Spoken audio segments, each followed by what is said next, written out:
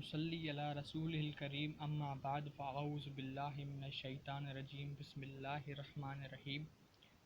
اسلام خدا کا پسندیدہ دین ہے اور دین کامل ہے۔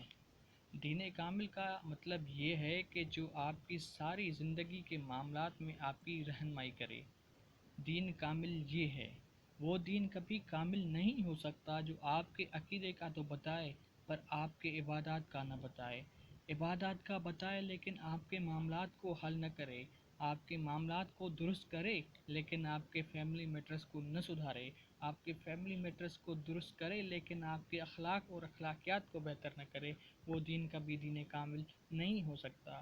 دین ہمارا صرف اور صرف کلمہ پڑھنے کا نام نہیں ہے، دین ہمارا صرف اور صرف نماز پڑھنے کا نام نہیں ہے، بلکہ عقیدہ بھی درست ہونا ضروری ہے، نماز کی پابندی بھی ضروری ہے اور دین کے دیگر احکامات پہ عمل کرنا بھی ضروری ہے۔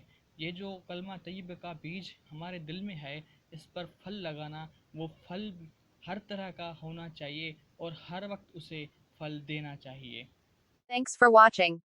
If you like the video, please click on the like button, write a comment, and subscribe to my channel.